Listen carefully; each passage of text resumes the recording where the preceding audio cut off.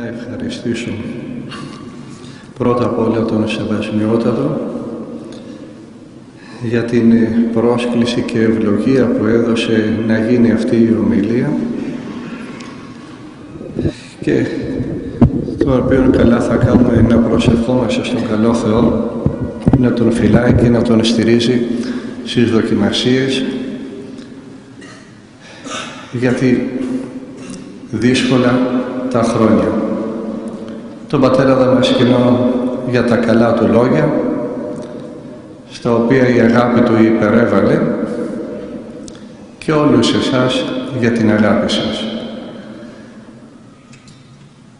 Λένε οι πατέρες ότι όταν ο διάβολος θέλει να νικήσει έναν χριστιανό, τον κάθε χριστιανό, χρησιμοποιεί τρεις γίγαντες.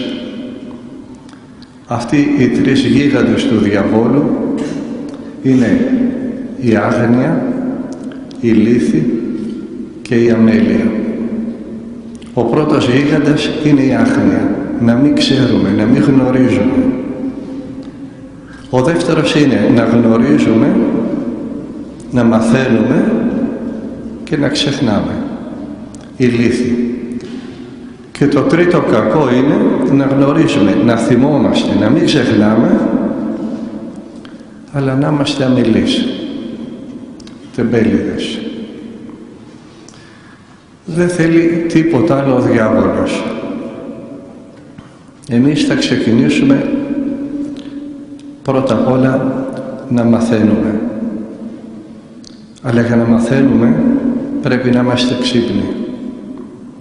Να μην μας πιάνει ο διάβολος στον ύπνο.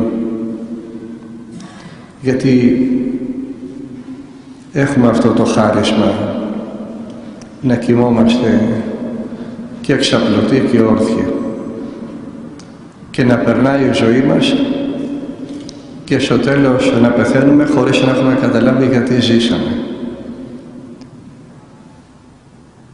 Λέει κάποιος, για να θριαμβεύσει το κακό στη γη δεν χρειάζεται παρά μόνο ένα πράγμα: να μην κάνουμε τίποτα οι καλοί. Και το κακό νίκησε και θριάμβευσε. Τώρα που ήρθαν χρόνια αδύσικτα και μήνες οργισμένοι, όπως λέει και το ποίημα, ώρα ημάς εξύπνο γερθήνε. Είναι ώρα να ξυπνήσουμε. Μας λέει η Εκκλησία την Κυριακή του Θωμά μετά το Πάσχα: μιμηθείτε τον Ιούδα. Σε τι να τον μιμηθούμε? Όταν ο Χριστός ίδρωνε αίμα από την αγωνία του στον κήπο της Γευσημανή, οι μαθητές το είχαν κόψει δίπλα και ροχαλίζανε. Και ο Ιούδας ήταν ξύπνιος και έτρεχε να τον πουλήσει. Ο Ιούδας φταίει ή αυτοί που κοιμώνται? Έλεγε ένας Αμερικανός ιεροκήρυκας μαύρος, τον Χριστό δεν τον πούλησε ο Ιούδας, τον επούλησε ο ύπνος των μαθητών του.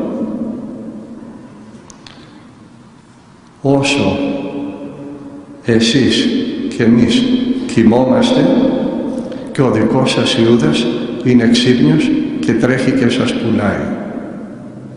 Μην τον κατηγορούμε. Δεν φταίνει οι διάφοροι Ιούδες, φταίνει εκείνοι που κοιμώνται και δεν κάνουν τη δουλειά τους.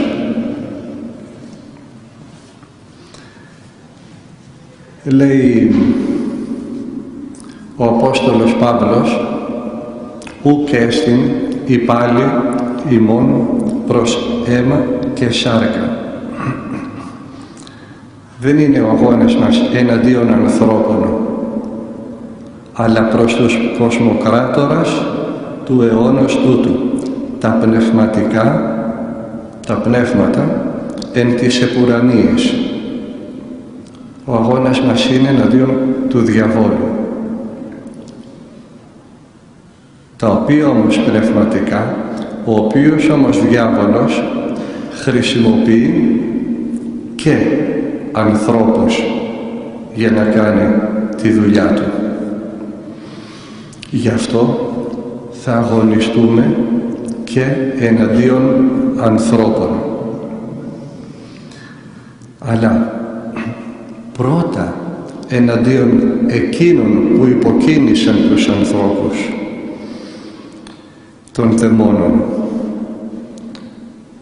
Πρώτα θα πολεμήσουμε τους δαίμονες, τον διάβολο και μετά τους διαβόλους του, ορατούς και αοράτους. Πώς θα νικήσουμε τον διάβολο? Με το να του στερούμε τα όπλα που χρησιμοποιεί εναντίον μας. Εμείς είμαστε το πρόβλημα. Τίποτα δεν μπορεί να μας κάνει ο διάβολος εάν εμείς δεν συμφωνήσουμε. Δεν ασκεί ο διάβολος βία. Κοιτάζει να είναι ελκυστικός, να μας τραβήξει, να μας αρέσει και να πάμε μόνοι μας κατά διαβόλου. Λέει ο ψαλμός, ενεδρεύει πτωχόν εις το ελκύσε αυτόν. Παραμονεύει τον φτωχό για να τον ελκύσει, να τον τραβήξει. Θα νικήσουμε τον διάβολο πρώτα μέσα μας. Πρώτα αφαιρώντας του τα πάθη μας που χρησιμοποιεί εναντίον μας. Πρώτα καθαρίζοντας τον εαυτό μας από τα πάθη μας. Και καθαρίζοντας τον εαυτό μας, καθαρίζει και το μυαλό μας, καθαρίζει και η καρδιά μας και αρχίζουμε να βλέπουμε σωστά και τους γύρω μας.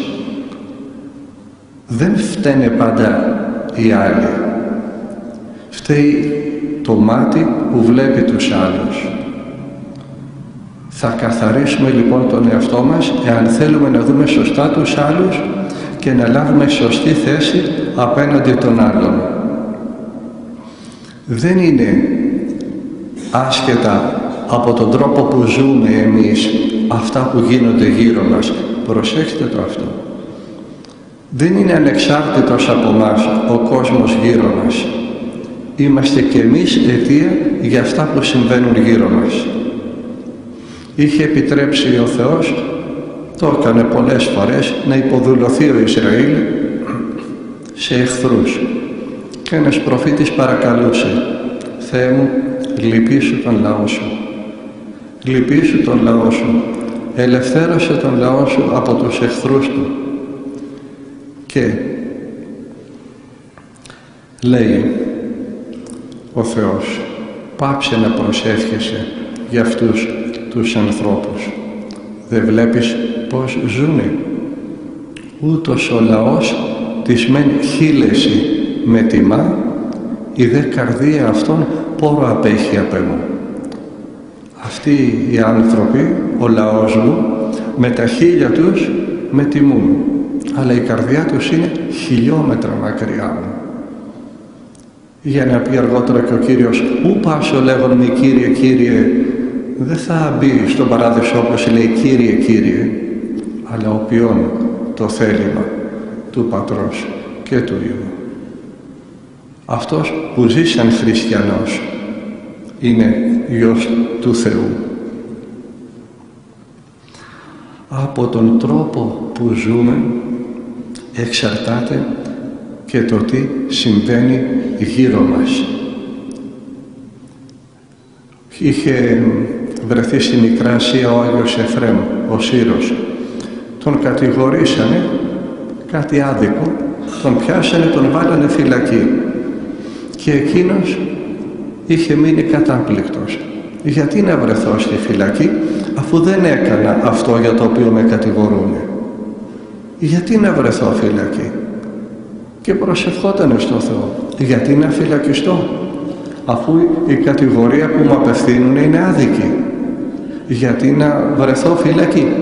Τελικά εμφανίζεται ένας άγγελος και του λέει, Ναι, τώρα δεν φταίς γι' αυτό που σε κατηγορούνε. Όταν ήσουν μικρότερος όμως, δεν έλυσες την αγελάδα μιας χήρας από την οποία ζούσε και τρεφόταν αυτή και το παιδάκι της και τη φάγαν τα θηρία. Αυτό πληρώνεις τώρα. Εν άλλης πτώμεν, λένε οι πατέρες, εν άλλης παιδευόμεθα. Θα ξεκινήσουμε λοιπόν από τον εαυτό μας. Το πρόβλημα είμαστε εμείς και η καρδιά μας. Λέει ο Θεός. Μην προσεύχεσαι για αυτούς τους ανθρώπους. Ο λαός αυτός ησμένη χείλη συνετιμά, η δε καρδία αυτόν πόρο απέχει απ' εμού. Και αλλού, πέμψω ημίν άρχοντας κατά τας καρδίας ημών. Τέτοιοι είσαστε, τέτοιους θα σας στείλω να σας κυβερνήσουν. Θέλουμε να αλλάξουν οι άλλοι γύρω μας, να αλλάξουμε εμείς. Όταν εμείς αγωνιστούμε να γίνουμε όπως μας θέλει ο Θεός, τότε και ο Θεός θα αναλάβει να κάνει για μας αυτά που δεν μπορούμε να κάνουμε εμείς. Όταν θα έχουμε κάνει εμείς αυτά που μπορούμε να κάνουμε, διαφορετικά και ο Θεός δεν κάνει τίποτα. Μόνο τότε θα στείλει την ενίσχυσή Του και θα γίνει το «εις καταδιώξετε μυρίους», όπως λέγει η Γραφή. Είναι λόγια παρηγοριάς αυτά? Όχι. Και παλιότερα λένε τώρα είναι δύσκολα τα χρόνια. Ζούμε σε δύσκολα χρόνια. Γιατί πότε ήταν εύκολα τα χρόνια για τους χριστιανούς? Όταν τους ρίχνανε στα θηρία και το κοινό φώναζε ρίχτε κι άλλους, ήταν καλύτερα τα χρόνια? Ή κυβερνούσαν τότε καλύτεροι άρχοντες? Κινδυνεύει η Ελλάδα. Κινδυνεύει η Ελλάδα. Κι όμως υπήρξαν αιώνες που η Ελλάδα δεν υπήρχε καν στον χάρτη. Και όταν ήρθε η ώρα να ξεσηκωθούν οι μικροί και αδύνατοι Έλληνες, ρωτάγανε έναν αυστριακό διπλωμάτη, Μισέλη, να μισούσε τρομερά την Ελλάδα, τι γνώμη έχετε για την Επανάσταση στην Ελλάδα? Έκανε αυτός ότι κοίταζε το χάρτη και έλεγε Ελλάδα, ποια Ελλάδα? Δεν βλέπω στο χάρτη καμιά Ελλάδα. Τι είναι, είδε? Και είπε και ένα τραγούδι. Αλλά γιατί? Πώς έγινε αυτό το απίστευτο πράγμα? Μια χούφτα αδύνατη και εξαθλιωμένοι άνθρωποι να νικήσουν μια αυτοκρατορία που ξεκίναγε, κοντέψανε να φτάσουν να μπουν στο Παρίσι μέχρι το Ιράν, μέχρι την Περσία κάτω. Όλες οι μεγάλες δυνάμεις τότε είχαν συμφωνήσει να μην αλλάξουν τα σύνορα της Οθωμανικής Αυτοκρατορίας. Και εις πείσμα όλων αυτών μια χούφτα άνθρωποι ξεσηκώνονται εναντίον πάντων. Όχι μόνο εναντίον του κατακτητή που 4 αιώνες κράτηκε στη σκλαβιά τον τόπο μας, αλλά είχαν να πολεμήσουν και εναντίον των κυβερνήσεων των ευρωπαϊκών κρατών, οι οποίες κυβερνήσεις ήταν φίλοι των κατακτητών και οι λαοί τους φίλοι των Ελλήνων. Πώς έγινε αυτό το θαύμα? Προσέξτε, κανένας πατέρας δεν αφήνει τα παιδιά του. Κανένας πατέρας, πολύ περισσότερο ο Τρισάγιος Θεός. Ποιος από εσάς, λέει, θα του ζητήσει το παιδί ψωμί και θα του δώσει πέτρα? Ποιος από εσάς θα του ζητήσει το παιδί του ψάρι και ο γονιός θα δώσει φίδι? Εσείς που έχετε τόσες αμαρτίες ξέρετε να δίνετε αγαθά δώματα στα παιδιά σας.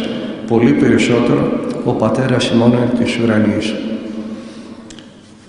Είμαστε παιδιά του. Θα αναλάβει αυτός αυτά που δεν μπορούμε εμείς.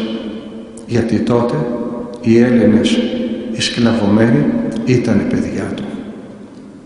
Και συνέβησαν απίστευτα πράγματα. Οι κυβερνήσεις να είναι των κρατών αυτών με το μέρος του κατακτητή και οι λαοί να έχουν εξεσηκωθεί υπέρ των Ελλήνων. Αν πάτε καμιά φορά στο Μεξικό, πήγε ένας φίλος μου, έμεινε κατάπληκτος από την αγάπη που έχουν για τους Έλληνες. Έτσι και πείτε ότι είσαστε Έλληνας, θα ανοίξουν την αγκαλιά τους και θα σας πάρουν στην αγκαλιά τους. Από τότε, από το 21, ενθουσιάστηκαν τόσο πολύ με τους Έλληνες που ξεκίνησαν στην άλλη, όχι στην Ευρώπη, στην άλλη άκρη του ωκεανού, η άλλη άκρη του κόσμου. Ξεκινήσανε Μεξικανοί, μπήκανε σε καΐκια, μπήκανε σε βάρκες να έρθουν στην Ελλάδα να πολεμήσουν μαζί με τους Έλληνες. Κανένας δεν έφτασε, πνιγήκανε όλοι. Πού να έρθουν από εκεί, εδώ. Ξεκινήσανε να πολεμήσουν μαζί μας. Οι κυβερνήσεις να είναι εναντίον της Ελλάδος και οι λαοί υπέρ της Ελλάδος. Και αναγκάστηκαν οι κυβερνήσεις η μια μετά την άλλη να υποχωρήσουν. Πώς έγινε αυτό? Έλεγε ο Κολοκοτρώνης, όταν πήραμε τα όπλα, είπαμε πρώτα υπερπίστεως και μετά υπερπατρίδος. Και έλεγε ο Θεός έβαλε την υπογραφή του να ελευθερωθεί η Ελλάδα και δεν την παίρνει πίσω. Τα έλεγε μόνο. Τα λόγια είναι αέρας. Τι σημασία έχει τι λέμε? Δεν το έλεγε. Έχτιζε το ένα εκκλησάκι μετά το άλλο και όλοι ξέρουμε το περιστατικό. Μια νύχτα όταν χτύπησε η πόρτα του σπιτιού του δυνατά, τρέχει το κατάπληκτος να δει τι έγινε νυχτιάτικα και ανοίγει, ορμάει ένας μέσα, κρύψε με καταδιώκει το απόσπασμα, θα με σκοτώσουνε. Κλείνει την πόρτα ο Κολοκοτρώνης, τον βάζει μέσα, τι έκανες? Σκότωσα τον αδερφό του Κολοκοτρώνη. Δεν ήξερε ποιανού την πόρτα χτύπησε. Και αντί να ανοίξει ο Κολοκοτρώνης την πόρτα και να τον παραδώσει στο απόσπασμα για κάτι, σκότωσε τον αδερφό του, τον έκρυψε, τον ετάισε, τον εκοίμησε και την άλλη μέρα τον έστειλε στην ευχή του Θεού. Με ποια λογική απορρούνε σήμερα όλοι οι ιστορικοί νικούσε ο Κολοκοτρώνης? Πουθενά δεν έπρεπε να νικήσει. Οι νίκες του είναι πέρα από κάθε λογική. Θα κάνουμε εμείς αυτό που μπορούμε για να κάνει μετά ο Θεός αυτό που δεν μπορούμε. Με ποια λογική 60 Έλληνες με τον Καραϊσκάκη νικούσανε 1.200 εχθρούς? Αν πάτε στην Παναγία την Μπρουσκότισσα και δείτε το πουκάμισο από κάτω, θα γράφει δωρεά στρατηγού Καραϊσκάκη. Με ποια λογική μπόρεσε ο Κανάρης με μια χούφτα βαρκούλες, 5-6 ήτανε, να κάψει τον μεγαλύτερο στόλο της Μεσογείου? Πώς το καταφέρανε? Πριν μπούμε στα πυρπολικά, λέει ο Κανάρης, ψάλαμε στην παραλία την παράκληση της Παναγίας. Πώς ψάλαν την παράκληση? Είχανε βιβλία της Εκκλησίας μαζί τους, νυχτιάτικα στην παραλία, είχανε φακούς για να τους δουν οι Τούρκοι? Την ξέρανε απ' όξω.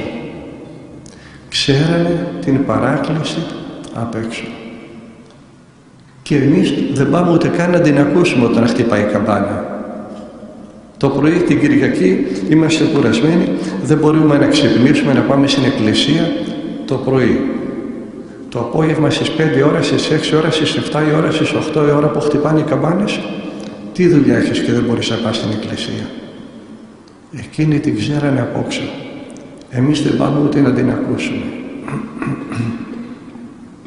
Δεν αρκεί να λέμε είμαστε χριστιανοί, αγαπάμε τον Χριστό, δείξτε το στην πράξη. Αυτός που με αγαπάει, λέει ο Χριστός, θα τηρήσει τις εντολές μου. Και οι Άγιοι λένε, εν τες εντολές εγκέκρυπτε ο Χριστός.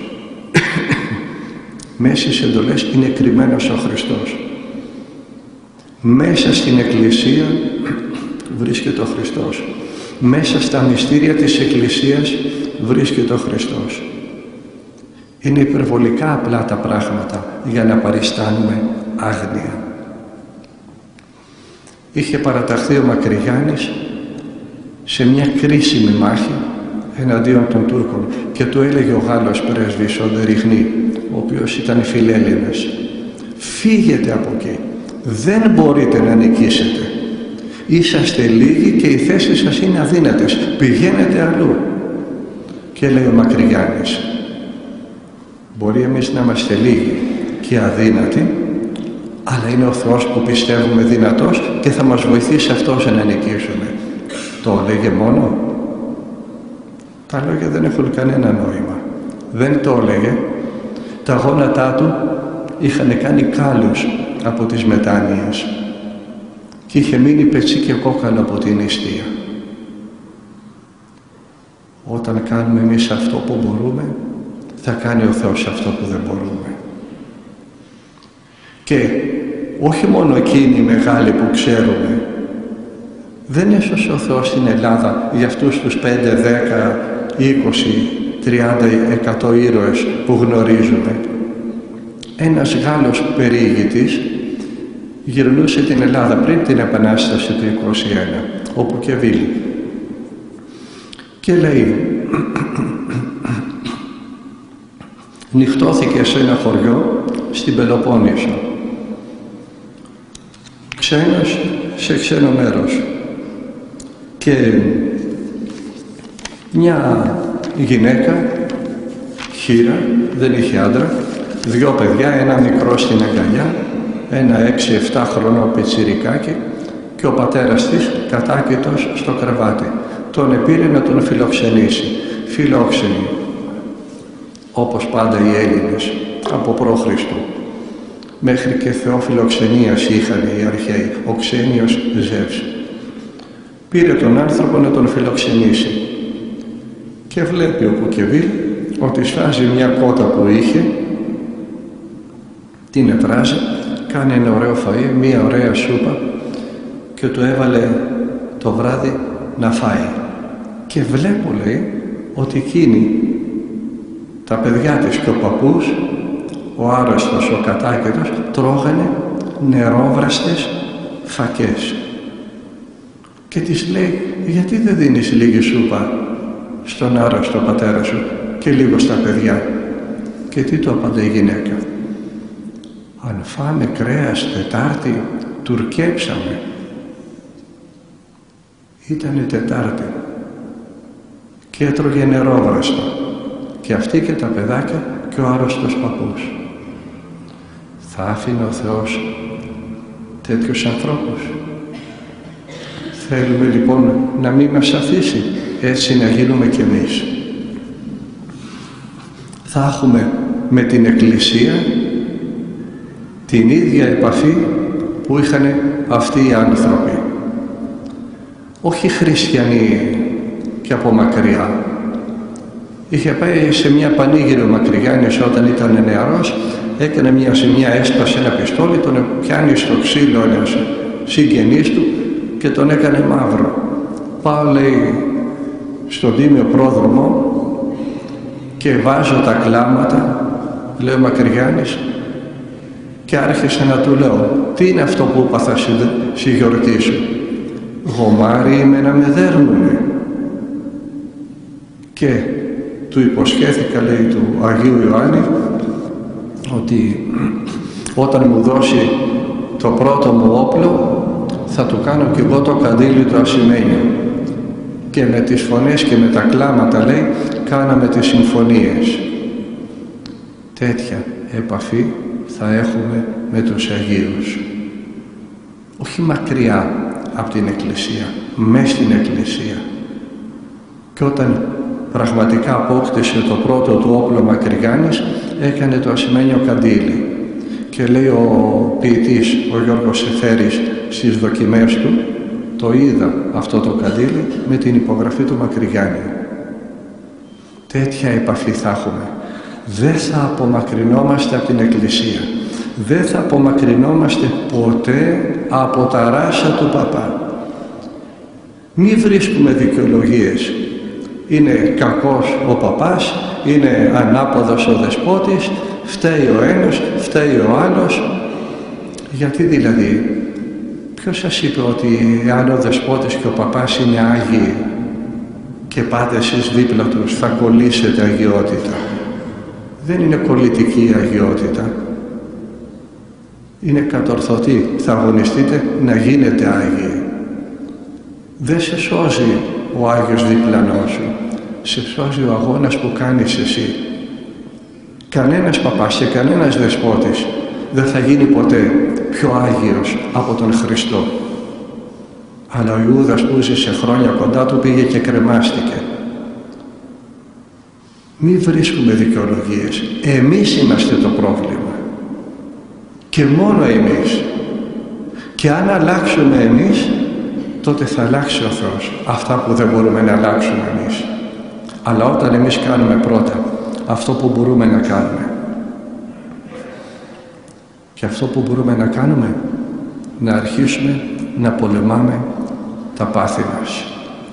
Διαφορετικά, με την τύφλωση που έχουμε, εάν στραφούμε εναντίον των άλλων, που τους πιστεύουμε ότι είναι εχθροί της Εκκλησίας ή της πατρίδας μας, δεν θα αφήσουμε τίποτα όρθιο. Έχουμε στο όρος έναν πατέρα. Πολεμούσε τότε τον εμφύλιο. Φύγανε οι εχθροί της Ελλάδας, νίκησε η Ελλάδα, απελευθερώθηκε η Ελλάδα, αλλά οι Έλληνες ήταν ακόμα σκλαβωμένοι στα πάθη τους, στις κακίες τους, στην κακομοιριά τους, στην τύφλωσή τους. Πολεμούσαμε, λέει, εμείς οι καλοί, οι δεξιοί, οι πατριώτες, τους κακούς άθεους κομμουνιστές, σε κάποια μάχη, δεν θυμάμαι που μου είπε ότι ήταν, σε κάποιο βουνό, και δεν μπορούσαμε να τους κάνουμε καλά. Βράδιαζε και δεν ξέραμε τι να κάνουμε. Και ευτυχώς περνάει, λέει, από πάνω ένα αγγλικό αεροπλάνο, μας έριξε πολεμοφόδια, μας έριξε όπλα τελευταίου τύπου, τα πιο σύγχρονα, και την άλλη μέρα κάναμε ένα γιουρούσι και τους πήραμε φαλάγγι και τους καθαρίσαμε και πιάσαμε μερικούς εχμαλώτους, όσοι δεν σκοτωθήκανε. Και βλέπουμε ότι είχαν και εκείνοι τα ίδια όπλα και τους λέμε πού τα βρήκατε? Και μας λένε πέρασε χτες ένα αγγλικό αεροπλάνο και μας πέταξε. Πέταγαν στους μεν, πέταγαν στους δε και οι βλάκες από κάτω σκοτωνόντουσαν.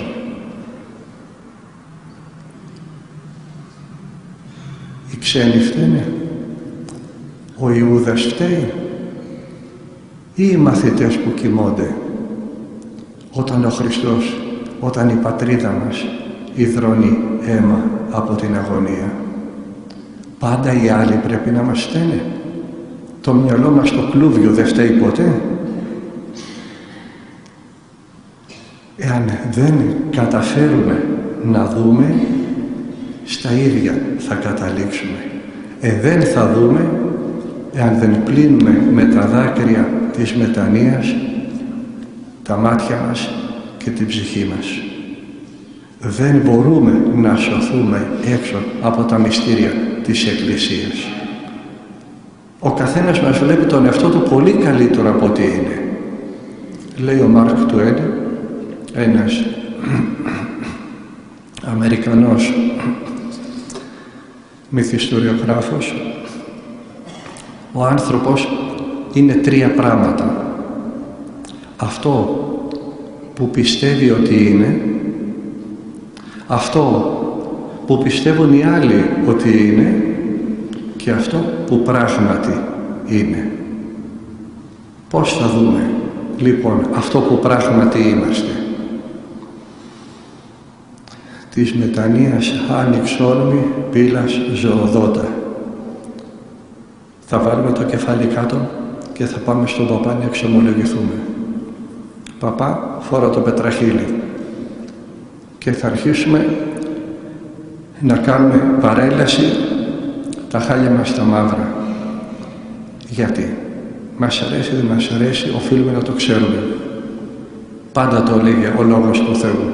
Ο Θεός υπερηφάνης αντιτάσσεται. Ταπεινής δε δίδωση χάριν. Στους υπερήφανους είναι αντίπαλος ο Θεός. Εάν έχεις το Θεό αντίπαλο, τότε ποιος θα σε σώσει?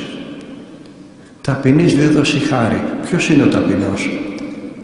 Αυτός που λέει, ξέρεις τι είμαι εγώ? Αν ήξερες ποιος είμαι εγώ, ούτε καλημέρα δεν θα μου έλεγες και τέτοια σάπια. Ποιον κοροϊδεύουμε? Ούτε τον εαυτό μας, ούτε τον άλλον. Είσαι ταπεινός? Πήγαινε και εξομολογήσου. Δεν είσαι και θέλεις να αποκτήσεις αυτή την αρετή που θα σε σώσει? Πήγαινε και εξομολογήσου. Δεν θα σε σώσουν οι αρετές σου. Αρετές έχει και ο διάβολος. Όσο ενάρετη και να γίνετε, τις αρετές που έχει ο διάβολος ποτέ δεν θα τις αποκτήσετε. Ούτε θα γρυπνήσετε ποτέ σαν τον διάβολο, ούτε θα νηστέψετε ποτέ σαν τον διάβολο, ούτε θα παρθενέψετε ποτέ σαν τον διάβολο. Όλα πήγανε χαμένα. Όσες αρετές και να αποκτήσετε, τις αρετές που είχε αυτός σαν όχι άγγελος και αρχάγγελος, αλλά πολύ ανώτερος, δεν θα τις αποκτήσετε ποτέ. Όλα πήγανε χαμένα. Γιατί του λείπε μία και μοναδική αρετή, η οποία φυλάει όλες τις άλλες, η ταπείνωση. Από αυτό έχασε το παιχνίδι ο διάβολος. Από αυτό θα το κερδίσουμε εμείς. Μας το λέει ο ίδιος ο Χριστός. Έκλεινε ουρανούς και κατέβη και έγινε άνθρωπος. Εταπείνωσεν εαυτόν εν ομοιώματι ανθρώπου γενόμενος. Άνευ εμού, λέει, ουδήναστε πίνου δεν μπορείτε να κάνετε τίποτα. Πού θα βρούμε τον Χριστό? Στην Εκκλησία. Όχι μέσα στη φαντασία μας. Όχι να κάνουμε ένα χριστιανισμό που να μας βολεύει για να συνεχίσουμε να ζούμε όπως ζούμε, κοροϊδεύοντας τον εαυτό μας ότι είμαστε χριστιανοί. Είναι ξεκάθαρα αυτά που λέει ο Χριστός. Είπε ο Χριστός, ποτέ δεν θα συγχωρήσω κανέναν, ποτέ, κανέναν. Πού το είπε? Όταν ίδρυε την ιεροσύνη και φύσηξε στους Αποστόλους και είπε, λάβετε πνεύμα Άγιον.Άντινον αφείτε τας αμαρτίας, αφήετε αυτής. Αν σε κάποιους συγχωρήσετε τις αμαρτίες, εσείς, οι παπάδες, θα τις συγχωρήσω και εγώ. Άντινον κρατείτε και κράτετε. Αν δεν την συγχωρήσετε, δεν θα τη συγχωρήσω ούτε εγώ. Μόνο μέσα από τα μυστήρια θα σωθούμε. Από τη βάφτιση, από το γάμο, από την εξομολόγηση, από τη Θεία Κοινωνία. Δεν μας αρέσει, με γεια μας, με χαρά μας. Απλώς να μην κοροϊδευόμαστε ότι είμαστε χριστιανοί. Ή δέχεσαι αυτά που είπε ο Χριστός και αγωνίζεσαι να τα τηρήσεις, ή δεν τα δέχεσαι, με γεια σου, με χαρά σου και πήγαινε όπου θέλεις. Αλλά να μας κοροϊδεύουν άλλοι, ναι, όχι να κοροϊδεύουμε και μόνοι μας τον εαυτό μας. Είναι απλά και συγκεκριμένα αυτά που είπε ο Χριστός και αυτά που ζήτησε από μας. Η χάρις θα μας φωτίσει για το τι θα κάνουμε. Τα μυστήρια της Εκκλησίας, όταν κοινωνάμε, όταν πολεμάμε ένα πάθος, το πολεμάμε εμείς. Όταν κοινωνάμε, λέει ο Άγιος Νικόδημος ο Αγιορείτης, και γινόμαστε σώμα του Χριστού, βρίσκεται αυτή τη στιγμή μέσα μας ο Χριστός, τότε πολεμάει εκείνος το πάθος που μας ενοικούσε.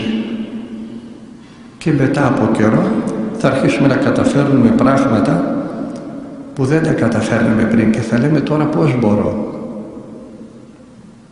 Εν το ενδυναμούντι με Χριστό, λέει ο Απόστολος Παύλος. Πάντα ισχύω, όλα τα μπορώ. Εν το ενδυναμούντι με Χριστό. Γιατί μείζωνο εν ημίν ή ο εν το κόσμο. Απλώς πρέπει να αγωνιστούμε σωστά. Δεν θα ξεκινήσουμε να χτυπάμε στα τυφλά.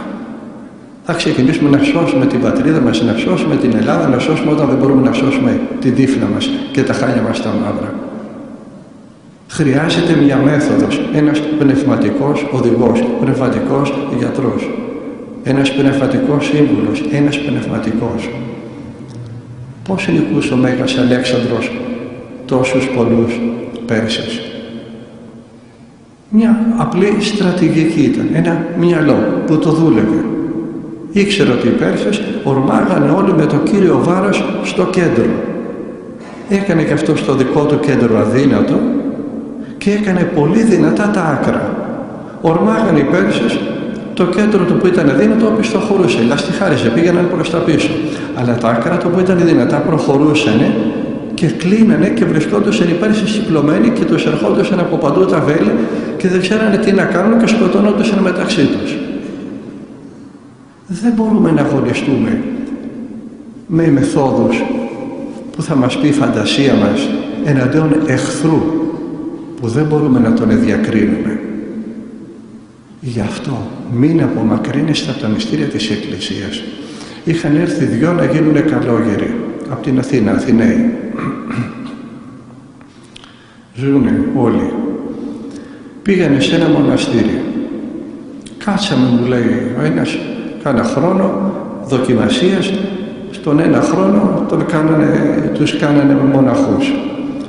Πέρασε ακόμα μισός χρόνος, κάτι μήνες παραπάνω, ο ένας άρχισε την κρίνια. Πάμε να φύγουμε. Πάμε να πάρουμε ένα κελί να ησυχάσουμε. Εμείς ήρθαμε εδώ να ησυχάσουμε. Στο μοναστήρι γίνεται χαμός. Κόσμος μπαίνει, κόσμος βγαίνει. Γι' αυτό ήρθαμε εδώ. Και του λέγα εγώ, μου λέει ο άλλος, κάτσε βρε χριστιανέ μου. Ακόμα δεν μάθαμε τι είναι η μοναχική ζωή. Κάτσε να δούμε πώς αγωνίζονται οι πατέρες, κάτσε να δούμε τι συμβαίνει. Κάτσε να μάθουμε μερικά πράγματα και μετά φεύγουμε. Πάμε, παίρνουμε κελί. Για λίγο ησύχαζε. Μετά ξανάρχισε. Πάμε να φύγουμε. Βρε κάτσε. Ησύχαζε. Μετά ξανάρχισε. Περισσότερη ησυχία είχα στο Εγάλεο παρά εδώ. Συνέχεια με το δίσκο στα χέρια. Καφέδες, λουκούμια, αρακιά. Γι' αυτό ήρθα. Εγώ ήρθα εδώ να προσευχηθώ. Τον κράτησα, λέει, όσο μπορούσα. Αυτός που μου τα λέει εξομολογιότανε τότε σε έναν Πάπα Εφραίμ που τώρα είναι γνωστός και είναι στην Αμερική, στην Αριζόνα. Τότε αυτός ο Πάπα Εφραίμ ήταν έξω από αυτό το μοναστήρι και σε αυτόν εξομολογιότανε αυτός που μου τα λέει. Και του έλεγε και ο γέροντας αυτόν που μου τα λέγε, όχι αγόρι μου, μην φύγεις από το μοναστήρι, κάτσε στο μοναστήρι.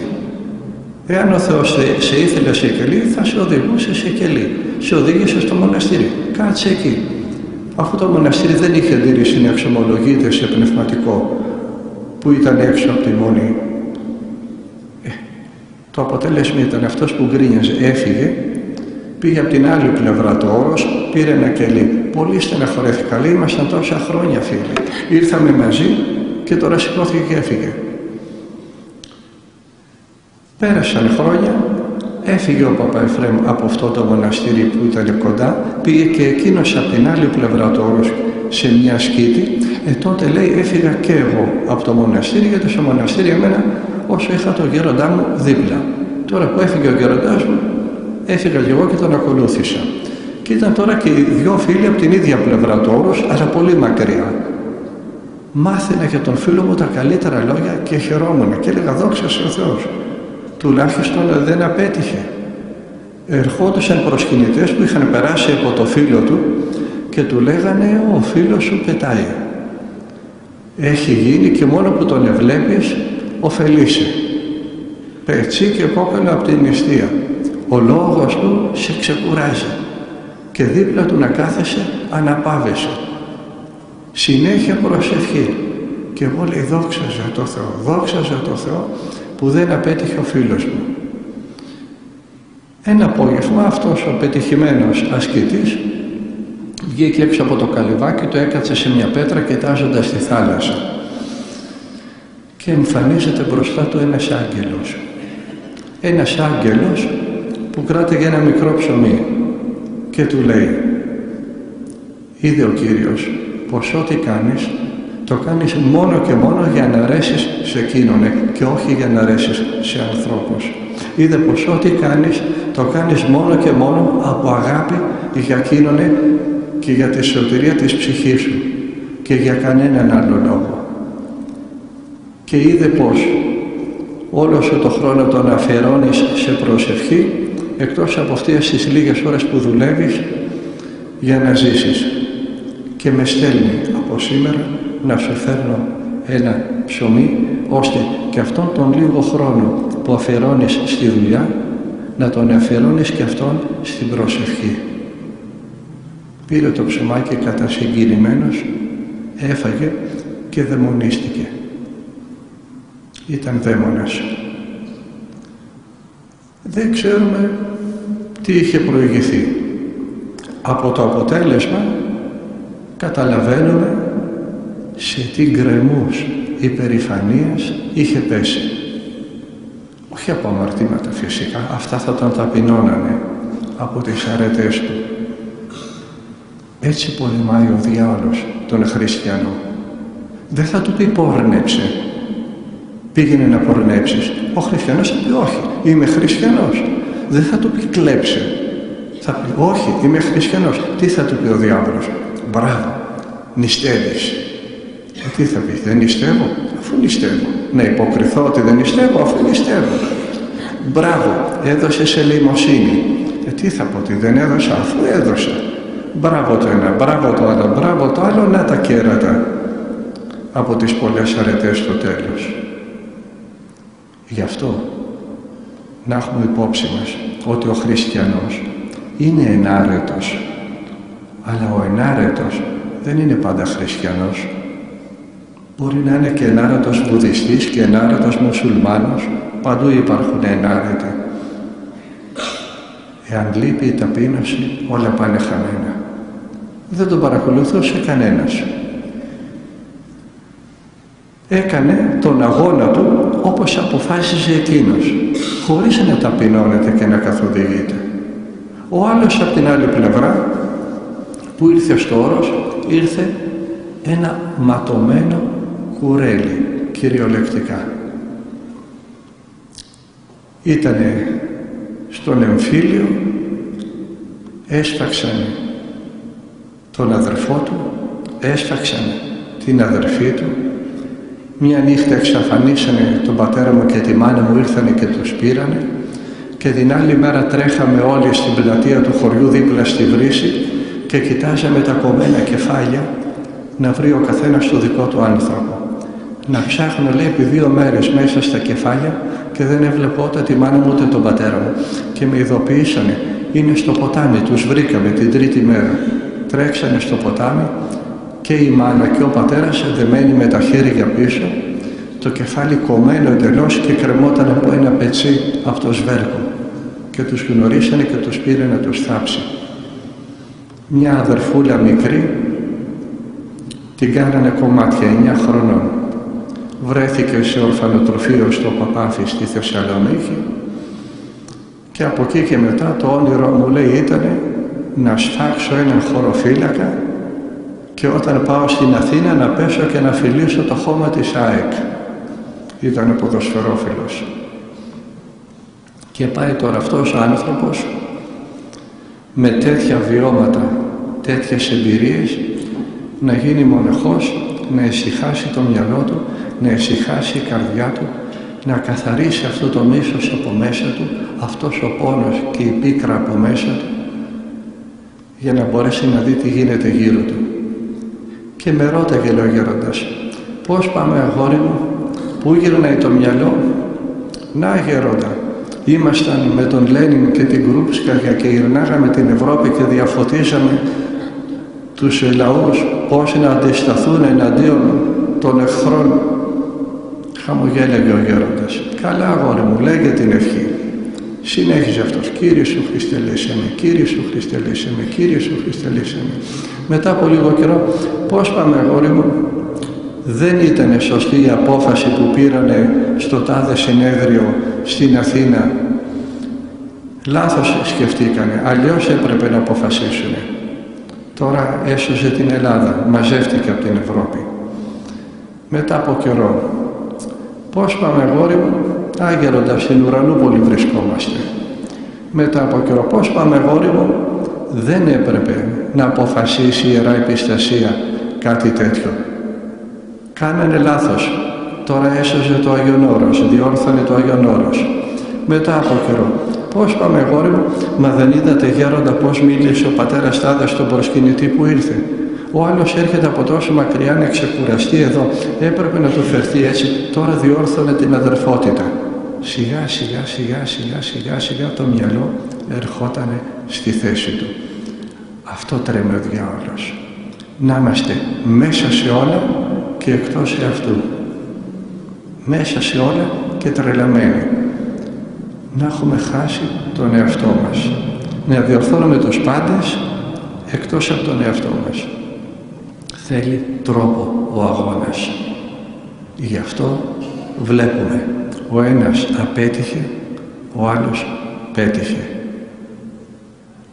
Δεν ξέρανε τι είχε συμβεί.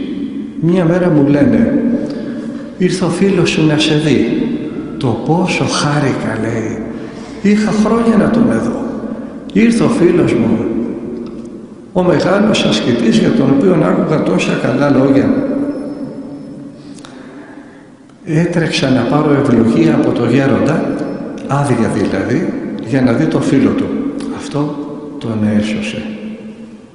Δεν ήταν μικρά παιδιά, ολόκληρος άντρας ήταν. Όχι, θα πάρω ευλογία από το γέροντα. Γέροντα, μου επιτρέπετε να δω τον φίλο μου? Μοναχός ερχότανε να τον δει. Δεν πήγε να τον δει κοσμικός, να πεις ότι θα του έλεγε κάτι άσχημο, θα του φέρνε πράγματα από τον κόσμο που θα τον ενοχλούσανε. Μοναχός ήρθε να τον δει. Όχι, θα πάω να πάρω ευλογία από το γέροντα. Και πήγε να πάρει ευλογία από το γέροντα για να δει το φίλο του. Μου λέει ο πατήρ Ιωακήμ, βάλαμε τον ασκητή στο σαλόνι, στο αρχονταρίκι, και εκεί που καθότανε είχε πάρει μια πετσέτα που βρήκε απάνω στο τραπέζι και την έβαλε στα γόνατά του κάτω από το τραπεζομάντιλο, την έστριψε, την έκανε σκηνή, την κράταγε και περίμενε. Τότε η συνοδεία είχε ένα νεαρό παπά, πατριώτη σας από εδώ. Και πάει ο καημένος ο νεαρός παπάς με το δίσκο, τον καφέ, τα λουκούμια να τον κεράσει, και σηκώνεται απάνω ο ασκητής, ορμάει απάνω στον νεαρό παπά, του τυλίγει την πετσέτα στο λαιμό και αρχίζει να τον εστραγγαλίζει και να ουρλιάζει. Πού θα μου πας ρε κερατά? Η δική σου προσευχή με καίει, εσύ ρε με καίς. Πού θα μου πας? Θα σε διαλύσω, εσύ με καίς. Ούτε δίσκος έμεινε, ούτε καφέδες μένανε, και μου λέει ο πατήρ Ιωακήμ, αν δεν ήμουν μπροστά, δεν θα είχαμε σήμερα τον παπά. Ορμήσανε απάνω, τρομάξανε να τον γλιτώσουν από τα χέρια του. Και τι έγινε, του λέω? Τι θέλεις να γίνει, μου λέει. Την άλλη μέρα ήρθανε οι δικοί του με ελικόπτερο και τον επήρανε για το τρελοκομείο. Τον πήγανε στο τρελοκομείο. Μα ποιο τρελοκομείο, του λέω? Δαιμονισμένος ήταν. Ναι, μου λέει, πήγαινε πες του ότι ήταν δαιμονισμένος. Η μεγαλύτερη επιτυχία του διαβόλου είναι να πείσει τον κόσμο ότι δεν υπάρχει. Δεν ξεχωρίζουν οι εκδηλώσεις ενός δαιμονισμένου από ενός ψυχοπαθούς. Γι' αυτό και στο γιατρό θα πηγαίνετε και στον παπά θα πηγαίνετε. Και το γιατρό θα ακούτε και στον παπά. Παπά, φόρα το πετραχύλι, διάβασέ μου καμιά ευχή. Όχι εκεί που πληρώνουμε να πηγαίνουμε και εκεί που είναι τζάμπα να μην πηγαίνουμε. Αν ξέρατε ότι στα ψυχιατρία υπάρχουν και νευρολογικές παθήσεις, υπάρχουν τα ψυχολογικά, υπάρχουν. Πώς θα τα ξεχωρίσεις? Στα ψυχιατρία στους 100 τρελούς, οι 60 είναι δαιμονισμένοι. Άλλη φορά θα μιλήσουμε γι' αυτό. Γι' αυτό μην απομακρύνεστε από την Εκκλησία. Να μάθουμε να αγωνιζόμαστε σωστά. Θα ξεκινήσουμε από τον εαυτό μας με τη δύναμη που θα μας δώσουν τα μυστήρια της Εκκλησίας, και μόνο έτσι, μα μόνο έτσι θα καθαρίσει το μυαλό μας και θα δούμε σωστά και τον ένα και τον άλλον και θα ξέρουμε τι στάση θα κρατήσουμε στον ένα, πώς να αμυνθούμε στον άλλον και πώς τον άλλον. Είναι κάποιος που μιλάει για τα οικονομικά, για το πώς μπορούσε να αποφευχθεί η κρίση. Τον άκουσα και έμεινα κατάπληκτος από τις γνώσεις του. Μου λέει ένας που θέλει τώρα να βάλει και αυτός υποψηφιότητα, τον πλησίασα. Δεν συμφωνώ, λέει, μαζί του σε τίποτα. Και του λέω, τι θα κάνεις? Πες ότι έγινες πρωθυπουργός, τι θα κάνεις? Να, λέει, θα κάνω αυτό το πράγμα. Εντάξει, το έκανες αυτό. Στο τάδε τι θα κάνεις? Αυτό. Στο τάδε αυτό. Στο τάδε αυτό. Εντάξει, στο τάδε αυτό. Και όταν τέλειωσε, του λέω, δεν μου λες τώρα, πιστεύεις ότι μπορείς να τα κάνεις, θα μπορείς να τα κάνεις αυτά που λες? Και λέει εκείνος, όχι. Τότε τι θα κάνεις? Θα οργανώσω ένοπλες ομάδες στις γειτονιές. Μου κόπηκαν τα πόδια, λέει. Ετοιμαζότανε να ξεκινήσει πάλι εμφύλιο πόλεμο. Να ξαναπάρουν πάλι στις γειτονιές τα όπλα και να σκοτώνει ο ένας τον άλλον.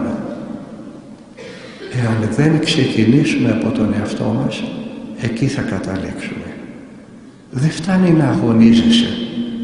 Πρέπει να αγωνίζεσαι σωστά. Λέει ο Απόστολος Παύλος, και αν αθλητής, και αν κάποιος αθλεί, και αν κάποιος αγωνίζεται, ου στεφανούται, δεν στεφανώνεται, εάν μη νομίμως της αθλήσει, εάν δεν αθλήσει νόμιμα. Όταν λοιπόν κάνουμε κι εμείς αυτόν τον αγώνα, θα μπορούμε να πούμε σαν τον Απόστολο Παύλο, τον αγώνα των καλών ηγόνισμε, την πίστη τετήρηκα, κράτησα την πίστη, των δρόμων τετέλεκα, τέλειωσα τον δρόμο μου. Λοιπόν, αποκοιτέμει ο της δικαιοσύνης στέφανος. Τώρα μου μένει να πάρω το στεφάνι της δικαιοσύνης. Στεφάνι που εύχομαι για όλους μας, για πρεσβείων όλων των Αγίων και της Παναγίας μας, με τις προσευχές της Εκκλησίας μας και των Μητροπολιτών μας, για να δούμε πρόσωπο Θεού.